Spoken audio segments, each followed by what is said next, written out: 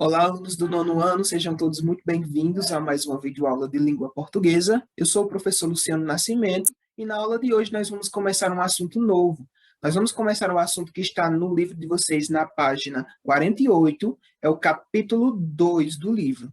Semana passada nós tivemos a nossa avaliação do primeiro bimestre e com isso nós fechamos os conteúdos do primeiro bimestre.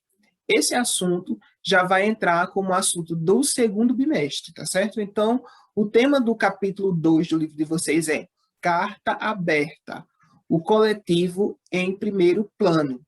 Mas como assim? Vocês podem me perguntar, como assim?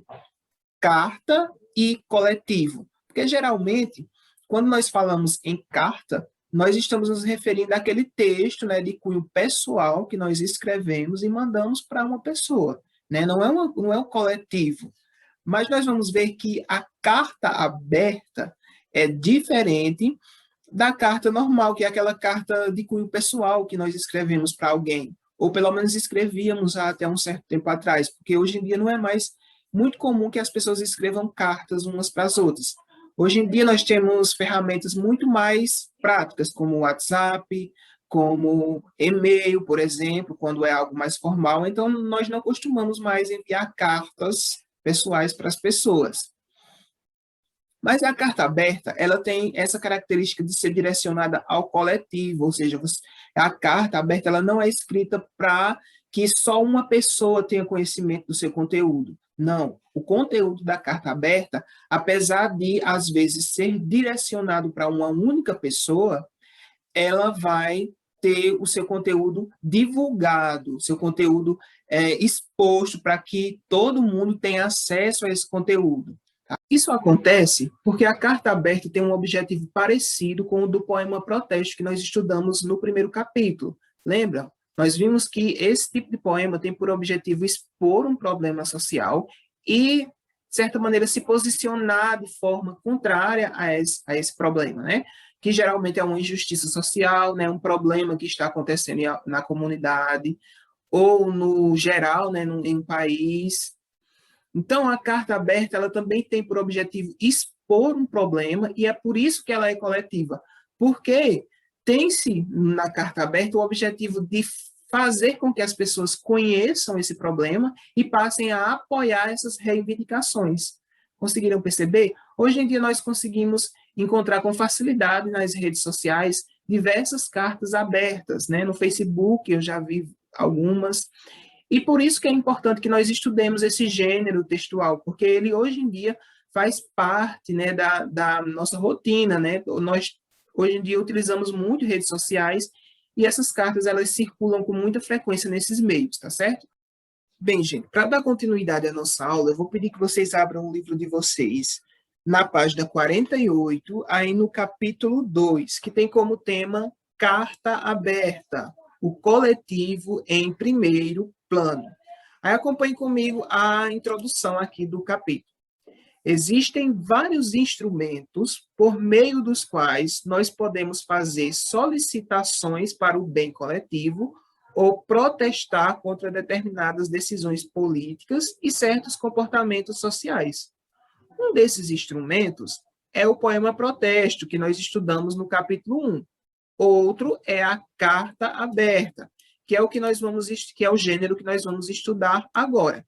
Então, o objetivo da carta aberta é parecido com o do poema Protesto. Ela tem a função de fazer uma solicitação, né, de alguma coisa que seja para o bem coletivo ou protestar contra determinadas decisões políticas e certos comportamentos sociais. A primeira carta que nós vamos estudar nesse capítulo, ela foi publicada no site da Associação Nacional dos Membros do Ministério Público de Defesa dos Direitos dos Idosos, a AMPID.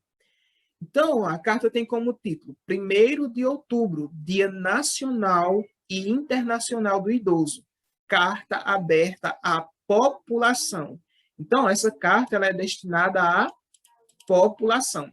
Vocês vão fazer a leitura dessa carta e vão responder o exercício que está na página 50. O exercício começa na página 50, aí o desvendando o texto, e vai até a página 51. Vocês vão responder as questões de 1 a 5. E também vocês vão responder o exercício como funciona uma carta aberta, que tem mais 2 questões. Então, o exercício da aula de hoje, da aula dessa semana, vai ser a leitura da carta aberta e a resolução dos exercícios desvendando o texto, que está na página 50 e 51, contendo 5 questões, e também o exercício como funciona uma carta aberta, que tem mais 2 questões, terminando na página 52, certo? Então, os exercícios vão estar da página 50 à página 52, ok, gente? Então, gente, chegamos ao fim de mais uma videoaula. Eu espero que vocês tenham gostado desse conteúdo. Eu acredito que talvez vocês até já tenham visto uma carta aberta, né? Mas, se não conheciam, vocês vão conhecer agora e podem ter certeza de que vocês ainda vão se deparar muito com esse gênero textual no dia a dia de vocês, ok?